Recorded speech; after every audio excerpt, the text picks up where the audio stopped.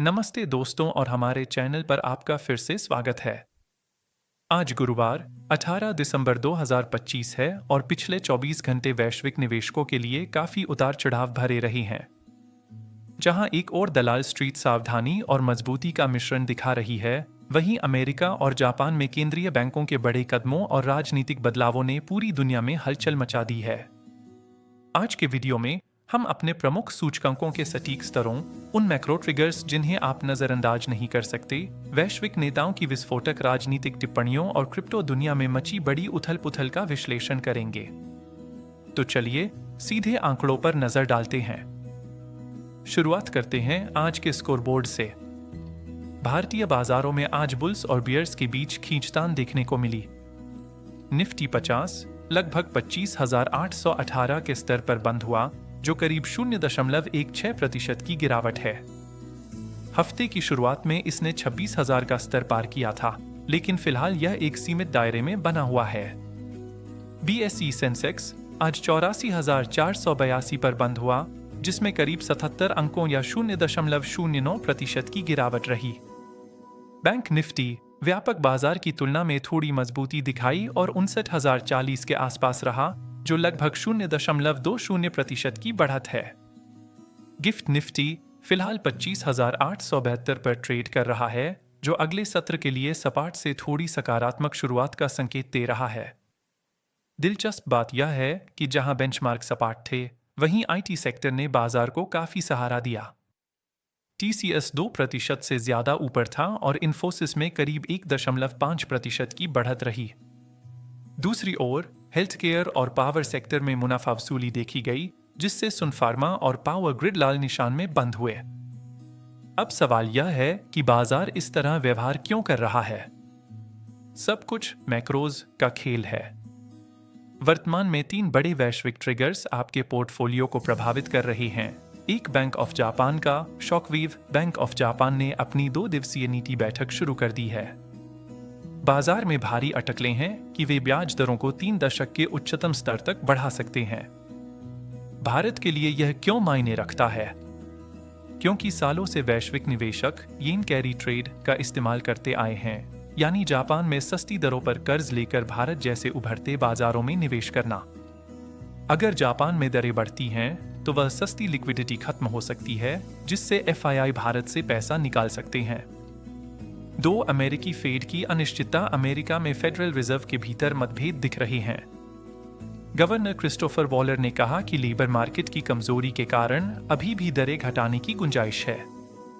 हालांकि Atlanta Fed के अध्यक्ष राफेल बॉस्टिक ने यह कहकर उम्मीदों पर पानी फेर दिया कि उन्हें 2026 तक दरों में और कटौती की जरूरत नहीं दिखती। फेड की यह खींचतान अमेरिकी डॉलर इंडेक्स को 98.54 पर मजबूत बनाए हुए है, जिससे भारतीय रुपए पर दबाव बढ़ रहा है, जो वर्तमान में प्रति डॉलर 90.54 के करीब ट्रेड कर रहा है। 3 घरेलू स्थिरता। घरेलू मोर्चे पर खबरें काफी बेहतर हैं। भारत की दूसरी तिमाही की जीडीपी वृद्धि हाल ही में 8.2% रहने का अनुमान लगाया गया है और खुदरा मुद्रास्फीति ताजा रिपोर्टों के अनुसार गिरकर 0.25% पर आ गई है। यह आरबीआई को राहत देता है, भले ही बाकी दुनिया महंगाई से जूझ रही हो। आप 2025 के अंत में राजनीतिक परिदृश्य की चर्चा किए बिना बाजारों की बात नहीं कर सकते। पिछले 24 घंटों में अमेरिकी राष्ट्रपति डोनाल्ड ट्रंप सुर्खियों में छाए रहे। रिपोर्टों के अनुसार उनके इस सप्ताह एक कार्यकारी आदेश पर हस्ताक्षर करने की उम्मीद है, जिससे कैनबिस के पुनर्वर्गीकरण में तेजी आएगी। इसने अमेरिका के कुछ खास सेक्टर्स में भारी तेजी ला दी है।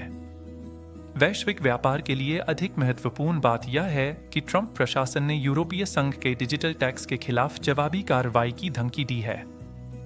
यह ट्रेड वॉर 2.0 फीट वाली भावना वैश्विक निवेशकों को नर्वस कर रही है। पूर्व की बात करें तो जापान की प्रधानमंत्री सनाए ताकाइची ने विकास को बढ़ावा देने के लिए प्रोएक्टिव स्पेंडिंग पर अपना ध्यान दोहराया है।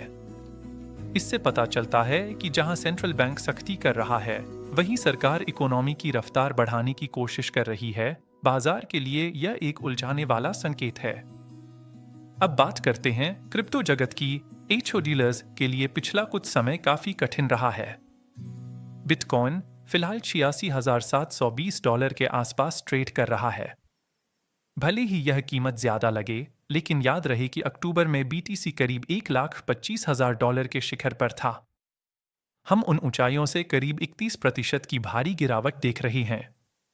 माइनिंग संकट, मारा होल्डिंग्स जैसे बिटकॉइन माइनर्स को तगड़ा झटका लगा है।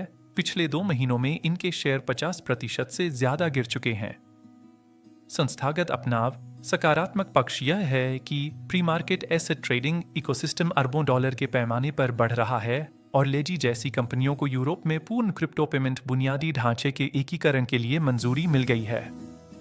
सबक क्या है? 2025 की क्रिप्टो रैली का आसान पैसा वाला दौर अब ठंडा होता दिख रहा है, क्योंकि निवेशक फिर से सुरक्षित अमेरिकी डॉलर की ओर रुख कर रहे हैं। तो इस सप्ताह के बाकी दिनों के लिए आप जैसे भारतीय निवेशकों के लिए इसका क्या मतलब है?